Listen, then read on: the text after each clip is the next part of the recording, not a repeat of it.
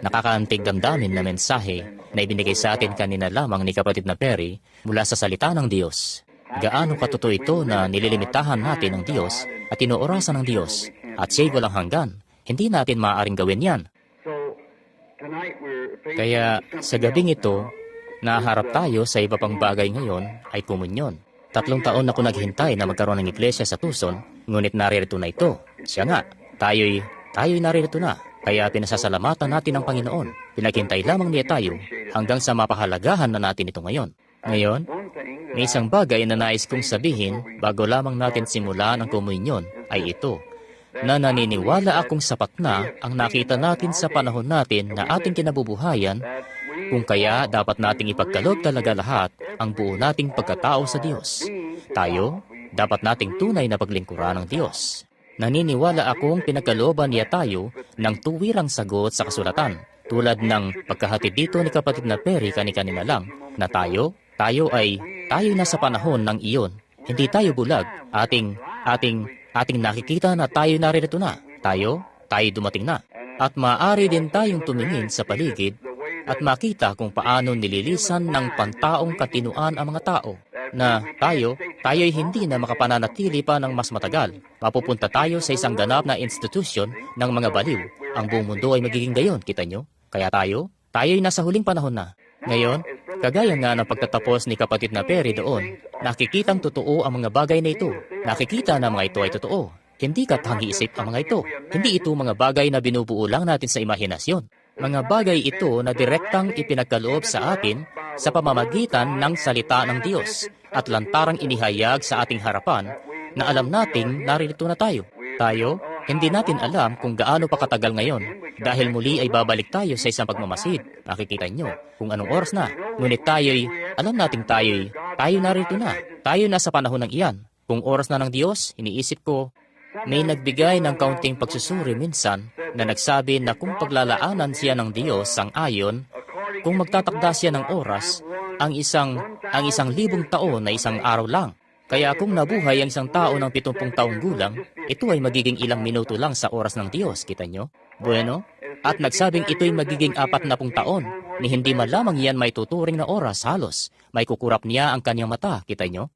Kita nyo? Ganon lamang ito kabilis, ang buong bagay, kung tatakdaan ito ng panahon na wala naman siyang kapanahunan, kaya sadyang siya ay walang hanggan. Sa palagay ko, si Sarah iyon noon doon. O hindi, si Joseph noong isang gabi ang nagsabi sa akin at kay kapatid na Perry. Sabi niya, Daddy, saan?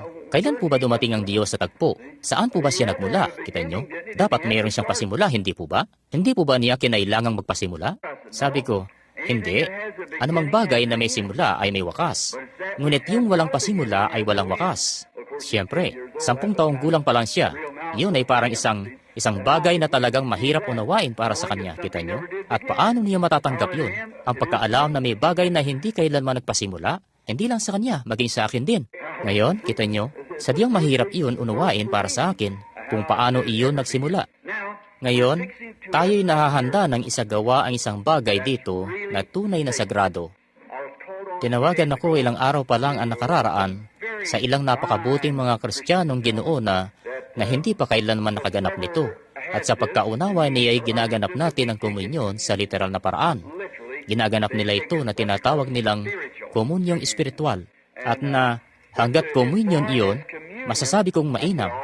Dahil ang pagkomunika ay pagkausap, kita nyo? At ibinigay sa akin ng kapatid ang kasulatang ito. Ang sabi, kapatid na Branham, sa palagay mo kaya ngayon ang dahilan na sinasabi ko ito, ayos lang ba kapatid na Perry? Kita nyo? Ang dahilan na sinasabi ko ito upang maunawaan ninyo kung ano ang ginagawa nyo. Hindi nyo, kung kayo parang bulag na naglalakad sa kahit anong bagay, hindi ninyo alam kung saan, kung ano ang ginagawa nyo. Ni hindi man lang kayo magkakaroon ng katiyakan kung hindi nyo alam kung ano ang ginagawa nyo. Ngunit dapat ninyong maunawaan kung ano ang inyong ginagawa at bakit ninyo ito ginagawa. Sabi niya, ngayon, kung ating tanggapin ang salita ng Diyos, hindi ba't iyon ay ang Diyos na tinatanggap natin? Sabi ko, talagang tama, Ginoo. Totoo yun. Ngunit mababasa natin dito na sila ay aktwal. Itinuro ni Pablo ang literal na pagganap sa hapunan ng Panginoon. Gawin ninyo ito sa pag-aalaala sa akin, sabi ni Jesus. Sa tuwing tatanggapin ninyo ito sa pag-aalaala sa akin, ipinahahayag ninyo ang pagkamatay ng Panginoon hanggang sa dumating siya. Kita nyo? Ngayon, tayo ay dapat tumanggap nito. Batid natin na si San Pablo na siyang nagtalaga nito sa iglesia bilang ang propeta ng bagong tipan. Sina Pedro, Santiago, Juan, silang lahat, isinulat nila kung bakit sina Mateo, Marcos, Lucas, kung ano ang ginawa ni Jesus bilang mga manunulat. Ngunit si Pablo ang naglagay ng bagay sa kaayusan. Siya ay ang propeta ng bagong tipan.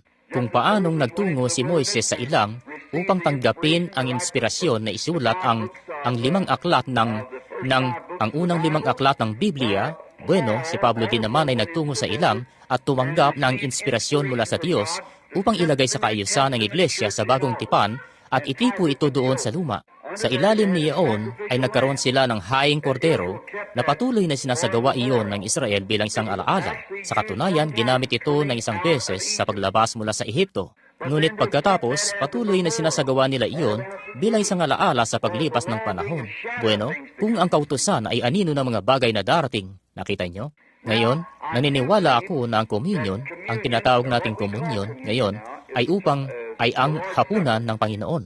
Ngayon, may tatlo lamang tayong pisikal na banal na kautusang iniwan sa atin.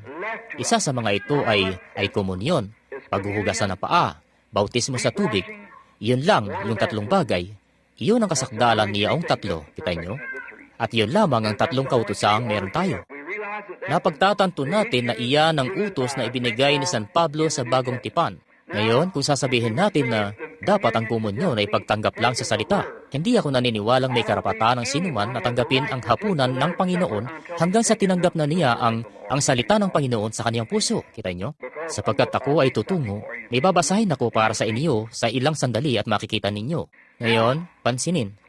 Kung gayon, bakit pa natin kailangan nating sa gayon ding batayan maaari nating ganap na bigyang katuwiran ang Salvation Army? Hindi sila naniniwala sa anumang anyo ng bautismo sa tubig. Sabi, hindi natin ito kailangan.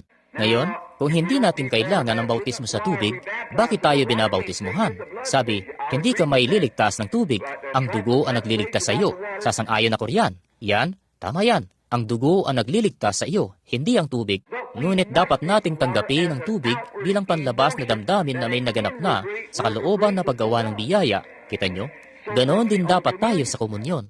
Kapag atin nang tinanggap ang Panginoon, ang ating hain sa atin bilang isang espiritual na kapanganakan sa loob natin at ang kanyang katawan, nabubuhay tayo sa kanya sa pamamagitan ng salita, nararapat din natin itong isimbolo dahil ito isang kautusan. Mangagsisi, bawat isa sa inyo at mangagpabautismo sa pangalan ni Yesus Kristo para sa ikapagpapatawad ng inyong mga kasalanan.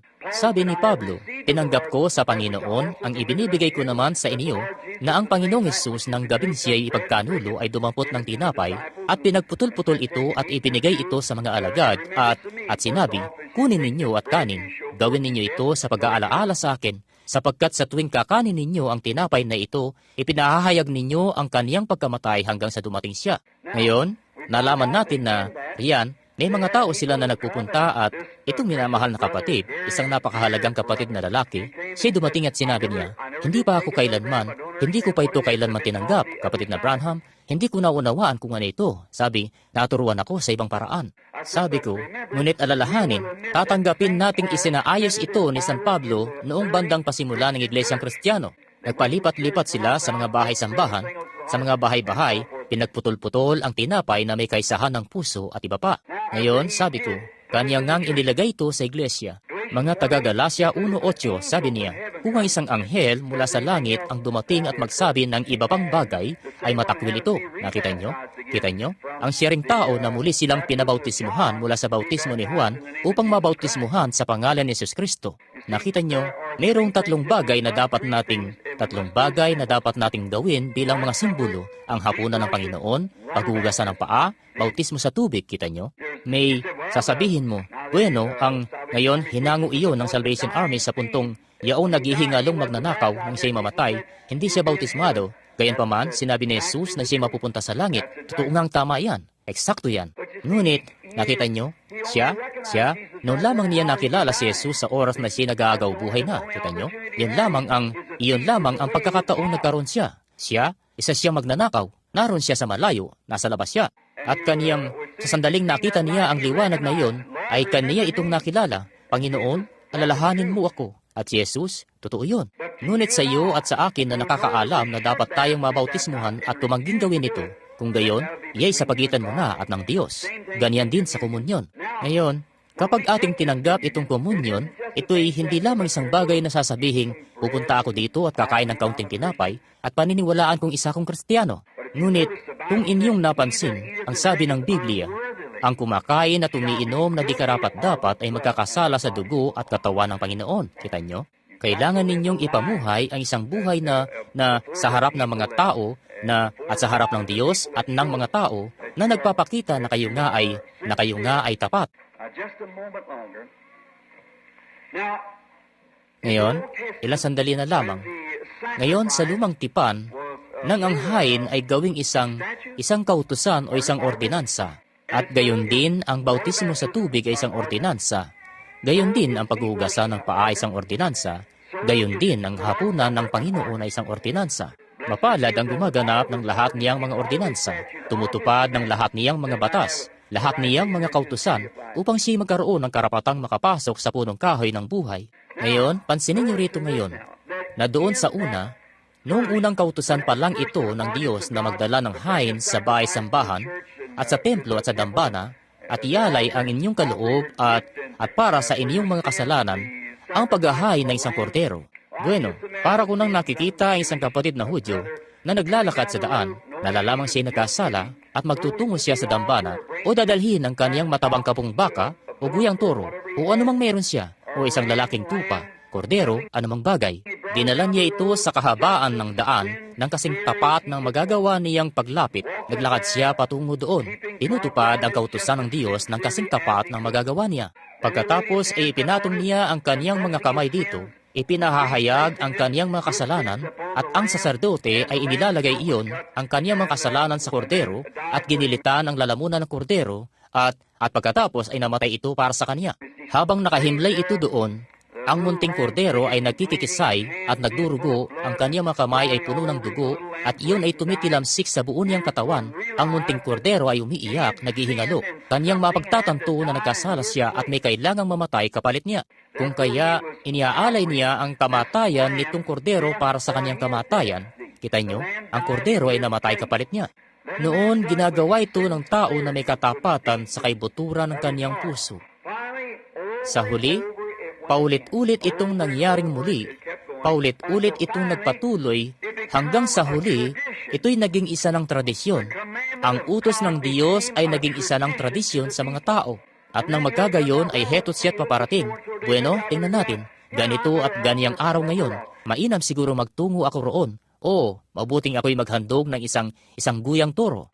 Nagtungo siya roon. Bueno, Panginoon, heto po ang aking guyang toro. Kita nyo? Wala nang katapatan dito. Wala nang pagkaunawa dito. Ngayon, hindi natin gustong tumanggap ng komunyon na gaya niyan. Ganyan din ang nangyayari sa dulang ng Panginoon. Isaiah 35. Hindi, ipagpaumanhin ninyo. Isaiah 60. Hayaang bawiin ko iyon. Ako'y naniniwalang ito'y Isaiah 28, ay kung saan natin ito matatagpuan. Ako'y sigurado nang yan nga ang tamang kabanata. Sabi niya, utos sa utos, at bilin at bilin at bilin. Dito'y kaunti, do'y kaunti. Ingatan ng mabuti. Sa pamamagitan ng mga utal na labi at iba't ibang wika ay sasalitain ko sa bayang ito, at ito ay ang kapahingahan. Sabi niya, lahat ng mga dulang ng Panginoon ay puno ng suka. Kanino ko ituturo ang balita? Kanino ko ipauunawa? Kita nyo? Sa palagay ko, yan nga ang tamang kasulatan. Isaiah 28. Kanino ko ipauunawa ang balita? Kita nyo? Ang mga dulang. Ngayon, nalalaman natin ngayon na itong dakilang bagay na napipinto nating ganapin ngayong gabi sa paggunita sa kanyang kamatayan at sa kanyang katawan na pinaniniwalaan nating kinakain natin sa bawat araw o katatapos lamang nating kanin ng mangaral ang ating kapatid sa atin. Tinatanggap ang salita ng Diyos, sinasampalatayanan natin ito ng buong puso natin.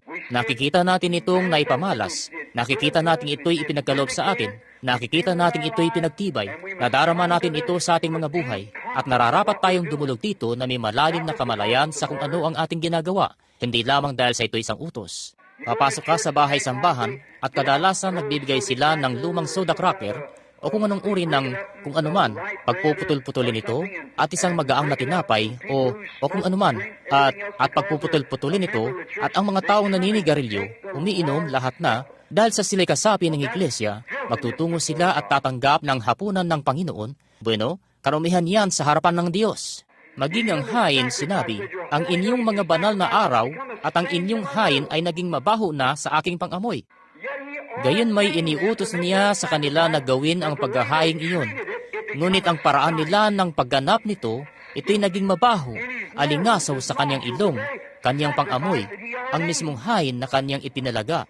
Sa ganyang paraan natin, tinatanggap ang salita ng Diyos. Napakaraming mga Kristiyano ngayon, mga naturingan, ang gumagawa ng ganyan. Tatayo tayo rito at ipangangaral itong salita at sasabihin, si Jesus Kristo ay hindi ang siya ring kahapon, ngayon at magpakailanman. At ipangangaral ang mga bagay na pinangako niya sa atin na kanyang tutuparin at sasabihin, oh, bueno, yan ay para sa iba pang bagay. Ang ating mga taimtim na pagsamba ay sadyang naging isa ng alingasaw sa kanyang ilong. Hindi niya ito tatanggapin sa kahit anong paraan. Yan ang dahilan, ang ating mga kinagawiang tradisyon. Hindi mo tinatanggap ang hapunan ng Panginoon sa pamamagitan ng isang tradisyon. Tinatanggap mo ito sapagkat ito'y ang pag-ibig ng Diyos sa puso mo. Ang tuparin ang mga utos ng Diyos. Kita nyo? Iyan ang dahilan kung bakit mo ito tinatanggap. Kaya kung hindi ninyo ito tinatanggap ng may katapatan, ito'y isa na lamang kaugalian. Bueno, ginaganap ng iglesia namin ng komunyon ng isang beses tuwing linggo o minsan sa bawat buwan o 2 beses sa isang taon. At magtutungo ka sasabihin, bueno, oras ko na. At pagkatapos ay tatanggap na ng komunyon. Aba, ito'y isang alingasaw sa Diyos. Kita nyo? Kaugalian na lamang yan. Maging kagaya ng ano pamang bagay, ikay kailangang maging matapat. Nais ng Diyos ang kaibuturan ng iyong puso. Alalahanin mo, ang Diyos mismo na nagdala sa iyo dito sa mundo ay ang siyang pinaglilingkuran mo. Kita nyo? Ginagawa mo ito sapagkat sinabi niya, dahil ito'y utos niya. Kung ganoon, nais nating lumapit ng may malalim na katapatan, nalalamang sa pamamagitan ng biyaya ng Diyos kaya tayo naligtas. At ating iniibig siya at nadama natin ang kanyang presensya at ating nakitang binago nito ang ating mga buhay. Ang ating buong pagkatao ay nabago. Tayo ibang tao na. Hindi na tayo nabubuhay na kagaya ng dati. Hindi na tayo nag-iisip na kagaya ng dati. Tulad ng nasa aklat rito, at sa bahaging iyon na ating napag-usapan ang 2 aklat bilang iisa, ang aklat ng buhay. Ang unang aklat ng buhay na lumabas ay nung ikaw ay isilang, iyon ang natural mong kapanganakan, kita nyo? Ngunit noon isang beses, doon sa kaloob-looban, may isang munting butil ng buhay tulad nga ng ipinaliliwanag ko sa ilang kabataang babaeng kapatiran sa bahay kaninang hapon. Kita nyo? May isang munting butil ng buhay na nakahimlay doon na magtataka ka. Saan kaya ito nagmula? Ano kaya ang mga kakatuwang bagay na ito? Sinasabi ko ito sa aking sarili, tulad rin ng sasabihin ninyo. Si William Branham, bueno, 40 taon na ang nakararaan, yaong William Branham, hindi na ito yung dati ngayong gabi. Kung meron diyan sa likuran na magsasabi, si William Branham, isa siyang napakapilyo noon, kita nyo? Sapagkat ako'y ipinanganak kay Charles at Ella Branham. Sa kanilang kalikasan, ako isang makasalanan, isinilang ako sa mundo, isang sinungaling, at lahat ng mga kamunduhan ng sanlibutan ay nakalagay mismo sa akin. Ngunit doon sa kaloob-looban din naman, ay may isa pang kalikasang naroroon. Kita nyo? Itinalaga ng Diyos na maparoon. Sa katawan ding ito, kita nyo? 2 kalikasan ang naroroon. Bueno, sa isa lamang ako tumugon. Habang ito'y lumalaki, ako'y pabulol na nagsalita noon habang isang sanggol. Dada, malalaman mo na lang, naging sinungaling ako. Naging lahat na ng gawin ng isang makasalanan dahil ako'y lumaki sa ganyang paraan. Ngunit sa kaloob-looban doon ay noon pa man may isa ng maliit na butil ng buhay. Lagi kong naaalala dati habang munting bata pa, sana'y hindi ko kayo labis na napagtatagal. Ngunit nalalamang nakaupo sa labas sa may gilid ng sapa at mauupo ako roon at titingnan ng paligid pagsapit ng gabi. Si Itay at si Inay, sila'y naroon na ngayon sa kanilang kapahingahan. At noong mga araw na iyon, sila'y mga makasalanan, walang Kristyanismo sa aming tahanan man lang. At naku, inuman at mga kasayahan at pagpapatuloy sa ganoon, pinasasama niyo ng pakiramdam ko. Dadalhin ko ang aking ilawan at ang aking aso at tutungo sa kakahuyan upang magpalipas na magdamag. Sa panahon ng taglamig, ako'y mangangaso hanggang matapos ang kasayahan. Siguro sa pagbubukang liwayway sa umaga, uuwi ng bahay, hindi pa rin tapos. Nahiga ako sa ibabaw ng isang habong at nakatulog, hinihintay na magbukang liwayway. Pagkatapos naiisip ko kung paanong ang mga panahong iyon. Noon kapag naroon sa labas sa tag-araw, kukunin ang mga patpat ko at ibababa ang mga iyon upang maging isang munting pananggalang sa hangin, kung saan sakaling umulan, mahiga doon at ahayang nakababad ang mga tikin sa tubig, nangingisda, ang dati kong asong panghuli ng rakon ay nakahiga doon. Sasabihin ko, tumingin ka dito. Alam mo, nung nakaraang taglamig, dito mismo ako humimpil na isang gabi. Gumawa ako dito na isang siga noong hinihintay ko ang dati kong aso dito sa puno. At meron akong sigarito. Nagyelo na iyon ng 5 pulgadang lalim sa lupa. Ngunit, munting bulaklak, saan ka nang galing? Kita nyo? Bueno, at saan ka ba nagmula? Sino ang nagtungo rito at nagtanim sa iyo? At mula sa anong mainit na bahay halamanan ka ba nila kinuha? O ano nga bang tungkol dito? Saan ka nga ba nagmula? Kita nyo?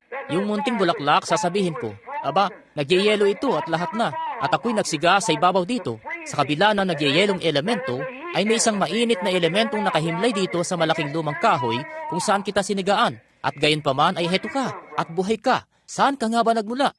Ano nga ba ito? May isa pang William Branham. Kita nyo? Isang munting bahagi ng buhay na walang hanggan ang naroroon mula sa mga binhi ng Diyos. Ang salita ng Diyos na inilagay doon. Ang bawat isa sa inyo ay maaaring makapag-isip ng mga kahalintulad ring bagay. Kita nyo? Ito'y gumagawa. Pagkatapos ay titingala sa mga puno at maiisip ko, dahon, nakita kitang nalagas noong nakaraang taon. At bakit nariyan kang muli? Saan ka ba nanggaling? Anong nagpabalik sa iyo rito? Kita nyo? Ang buhay na walang hanggan ito na gumagawa sa katawan. Ngayon, pagkatapos isang araw habang ako'y naglalakad, ang tinig na iyon ay nangungusap, huwag na huwag kang maninigarilyo, iinom at iba pa. At ang mga kabataan at lahat na ay nagsitanda. Kita nyo? May kung anong bagay ang kumikilos. Ngunit ganun pa man, bigla na lamang akong napatingala at sinabi ko, hindi ako anak ni na Charles at Ella Branham. May kung anong bagay ang tumatawag, tulad ng aking munting agila. Hindi ako isang manok. May kung anong bagay doon sa itaas sa kung saan. O dakilang Jehovah, kung sino ka man, pagbuksan ako. Nais ko na pong umuwi. May kung anong bagay sa akin na tumatawag. Pagkatapos isinilang akong muli. Ang munting buhay na iyon ay nakahimlay doon. Ang buhay ng tubig ay ibinuhos dito. Pagkatapos ito'y nagsimulang tumubo. Ngayon, yung dating buhay ay pinatawad na. Itinapon na sa dagat ng pagkalimot ng Diyos upang hindi na muli pang alalahanin laban sa akin kailanman. Kita nyo? Ngayon, tayo'y nakatayong pinaging marapat na tila ba kailanman tayo hindi nagkasala sa presensya ng Diyos. Pagkatapos kapag dumulog tayo sa dulang ng Panginoon, nararapat na dumulog tayong may pagpipitagan, pag-ibig at paggalang na tingnan kung nasaan na kaya marahil tayo kung hindi lamang dahil sa Kanya. Kita nyo? Tingnan kung nasaan na kaya ito marahil. Kung kaya si Pablo, sa palagay ko, sa pagsasabi nito, dahil dito, kung kayo'y magsasalo-salo sa pagkain, ay maghintayan kayo.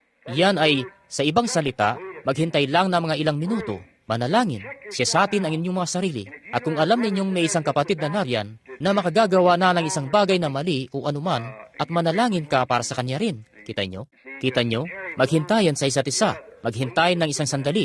Manalangin. Kung may hidwaan sa pagitan ninyo o anuman, huwag itong gawin. Huwag itong gawin. Humayo at ayusin iyon muna. Kita nyo? Humayo at ituwid iyon muna.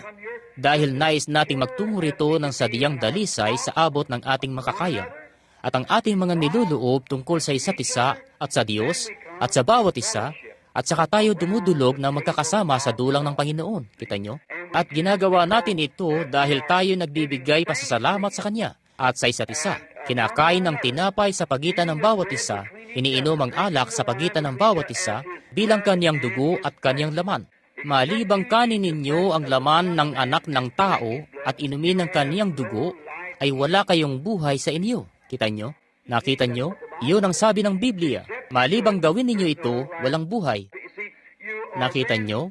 Ikaw nga kung gayon, humigit kumulang, ay nagpapakitang nahihiyakang ipakilala ang iyong sarili na isang Kristiyano dahil sa buhay na iyong ipinamumuhay. At kung magkagayon, ay dito na talaga magkakaalaman. Tapos kung hindi mo ito ginagawa, ay wala kang buhay. Kung ginagawa mo naman ito na hindi karapat-dapat, ikaw ay nagkakasala sa katawan ng Panginoon. Gayon din sa bautismo sa tubig. Kung sabihin natin, naniniwala kami kay Yesus Kristo, Kanyang iniligtas kami mula sa kasalanan, at nabautismuhan kami sa pangalan ni Yesus Kristo, aba, tayo nagdadala ng kahihiyan sa Kanya. Gumagawa tayo ng mga bagay na mali at ating kailangang pagbayaran yan. At isang bagay pa, kapag ginawa natin iyon, pinipilit nating ipahayag ang isang bagay at ginagawa ang kabaliktaran. Iyon ang problema sa atin ngayon. Sa aking palagay, sinasabi kong natin, ako, at ang iglesyang ipinahintulot ng Diyos na pangaralan ko sa mga huling oras na ito, na pinaniniwalaan nating tayo na sa katapusang panahon na. Naniniwala tayong binigyan tayo ng Diyos na isang mensahe. Ito'y itinalaga ng Diyos. Pinatunayan na ito ng Diyos. Ipinamalas na ito ng Diyos. Ngayon, nararapat tayong lumapit sa Kanya na may pagpipitagan at may pag-ibig at may kadalisayan ng puso at diwa at kaluluwa. Alam ninyo, malapit nang dumating ang oras kung kailan mula mismo sa ating kalagitnaan ay mangyayaring ang banal na espiritu ay mangungusap gaya ng ginawa nito kina Ananias at Sapphira. Alalahanin, kita nyo, ang oras na iyan ay dumarating na. Kita nyo, at tayo ay ngayon, tandaan lamang ninyo na, kita nyo, na mananahan ng Diyos sa gitna ng Kanyang bayan. Yan ang nais niyang gawin ngayon. Maaari nating tanggapin ang mensahe, kagaya ng pagsasabing, kung binata ako at naghahanap ng mapapangasawa at makakakita ako ng babaeng mapapangasawa, sinabi ko, tamang-tama talaga siya. Siya isang Kristiyano, isa siyang mainhing babae. Siya'y lahat ng ito, may tiwala ako. Gaano man ang tiwala, gaano ko man isipin na siya'y magiliw, kailangan ko pa rin siyang tanggapin. Kailangan niya akong tanggapin. Kita nyo, sa mga sumpaang ito. Bueno, ganoon din itong nakikita natin ay ang mensahe. Nakikita natin ito'y tama. Nakikita natin pinagtitibay ng Diyos na tama ito. Ito'y lubos na tama. Sa bawat taon na lumilipas, taon-taon, ito'y nagpapatuloy na tama. Patuloy na tama. Lahat ng sinasabi nito, nagaganap na tumpak sa pagkakasabi niya.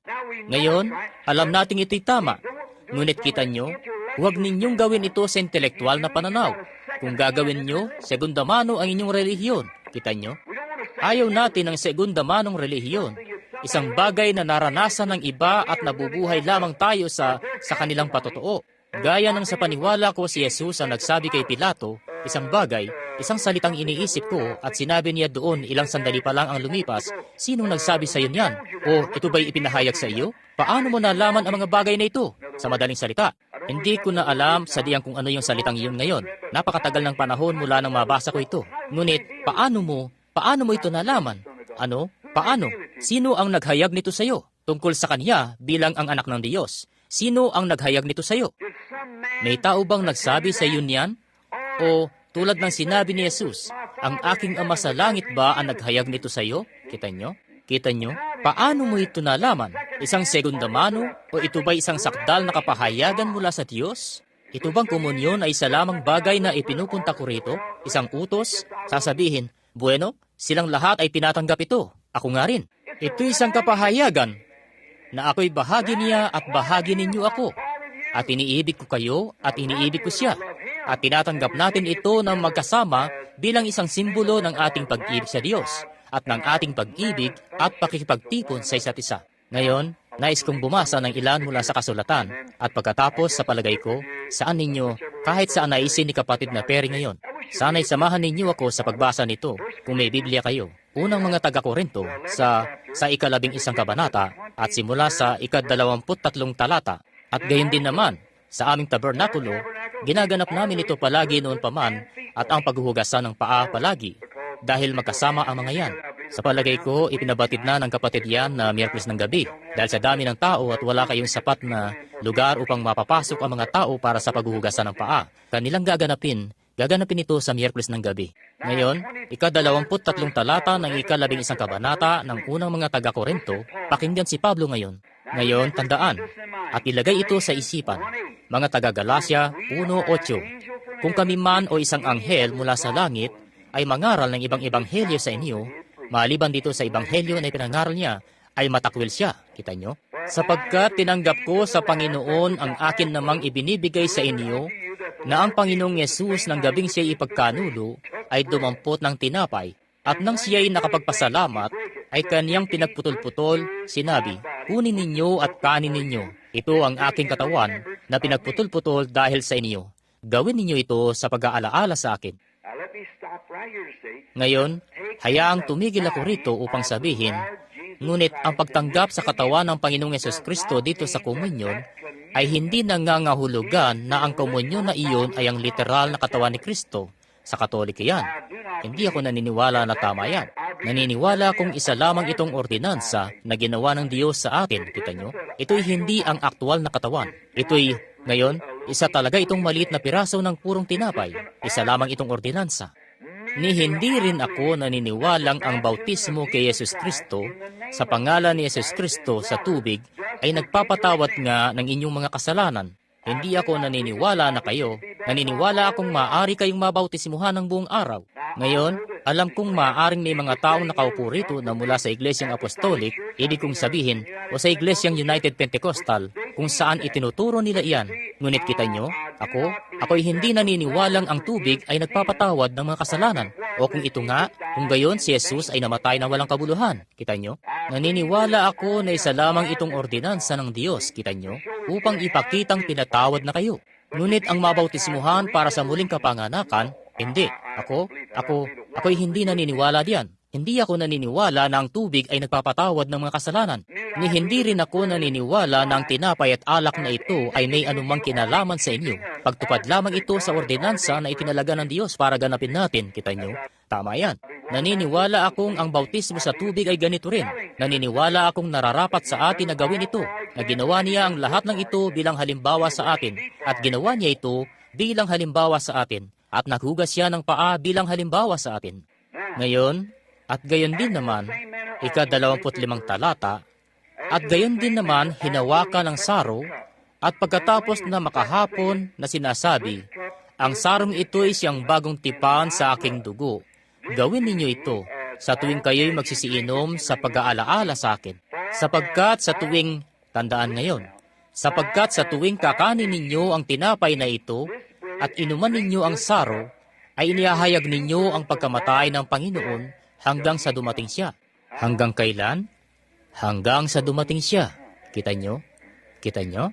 Kaya't, ang sinumang kumain ng tinapay o uminom sa saro ng Panginoon na di karapat-dapat ay magkakasala sa katawan at sa dugo ng Panginoon. Hayaang tumigil ako sandali. Ang dahilan kaya sinabi niya ito, pansinin ninyo sa iba pang talata rito, sa ibang kabanata, na sinabi niya, nauunawaan kong kung kayo nagsasama-samang kayo kumakain, naglalasing pa nga sa dulang ng Panginoon. Hindi nila ito naunawaan. Nakita nyo? Sadyang nagpapakabusog sila. Kita nyo? Tulad din ng ginagawa ng mga tao ngayon. Nabubuhay lamang sa kahit anong uri ng pamumuhay at tumatanggap nito. Kita nyo? Sabi niya, may mga pamamahay kayo na makakainan. Kita nyo? Ngunit ito'y isang ordinansang dapat nating tuparin. Kita nyo? Ngayon, datapwat siya sa atin ng tao ang kanyang sarili at saka kumain ng tinapay at uminom sa saro. Sapagkat ang kumakain at umiinom na di karapat-dapat ay kumakain at umiinom ng hatol sa kanyang sarili na hindi niya kinikilala ang katawan ng Panginoon. Kita nyo? Ano ka nga ba? Ikaw ay isang Kristiyano. Mamuhay ka sa harapan ng lahat bilang isang Kristiyano. At kung tatanggapin mo iyan at hindi ka namumuhay bilang isang Kristiyano, hindi mo kinikilala ang katawan ng Panginoon. Naglalagay ka ng harang nakatitisuran sa daan ng iba. Kita nyo? Habang nakikita ka nilang pinipilit gawin yan at pagkatapos ay hindi ipinamumuhay kung ano ang nararapat mong ipamuhay. Kita nyo? Hindi mo kinikilala ang katawan ng Panginoon.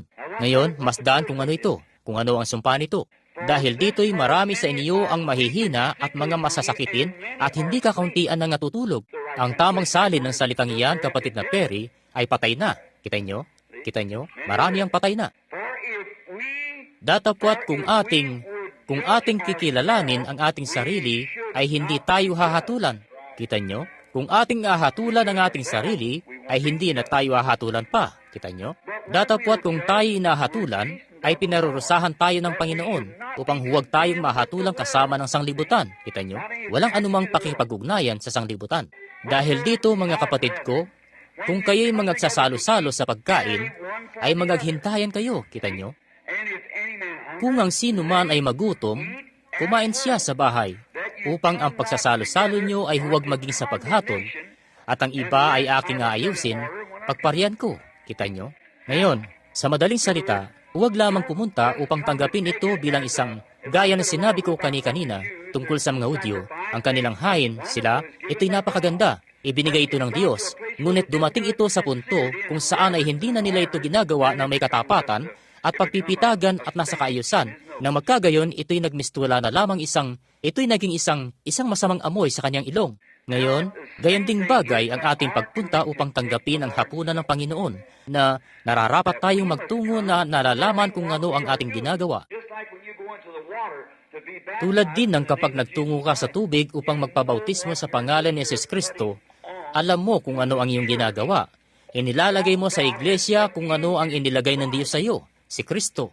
Kapag ating tinanggap ito, nagpapakita ito sa iglesia na sinasampalatayanan ko ang bawat salita ng Diyos. Naniniwala ako na siya ang tinapay ng buhay na nagmula sa Diyos buhat sa langit. Nananampalataya akong ang bawat salita na kanyang sinasabi ay ang katotohanan at ipinamumuhay ko ito. Sa abot ng aking kaalaman, ang Diyos ang aking tagahatol. Kaya nga, sa harap ng aking mga kapatid na lalaki, sa harap ng aking mga kapatid na babae, ako ay hindi nagmumura, hindi ako nagtutungayaw, hindi ko ginagawa ang mga bagay na ito sapagkat iniibig ko ang Panginoon at alam ito ng Panginoon at sinasaksihan ako. Kaya nga, sa harap ninyo, tinatanggap ko ang bahagi ng kanyang katawan na nalalamang hindi ako hinatulang kasama ng sanlibutan. Kita nyo? Hayan kayo. Kung magkagayon, ito'y isang pagpapala. At alalahanin, maaari akong magbigay ng maraming patutuo tungkol dito kung saan kinuha ko iyan at ipinaliwanag ito sa isang silid ng may sakit at nakita silang gumaling. Alalahanin, nang ganapin ng Israel ang tipo nito, naglakbay sila ng 40 taon sa ilang at ang kanilang mga kasuotan ay hindi man lang naluma at nagsilabas sila na walang isa mang nanghina, isa man sa kanila, na 2 milyong katao ang tumipo nito. Bueno, ano ang magagawa ng antitipo? Kung ang katawan ng isang haing hayop ay nagawa iyon para sa kanila, ano kaya ang magagawa ng katawan ni Jesus Kristo, ang Emmanuel, para sa atin? Maging mapitagan lamang tayo sa ating pagdulog. Tayo ay maging mapitagan sa abot ng ating nalalaman na dumulog.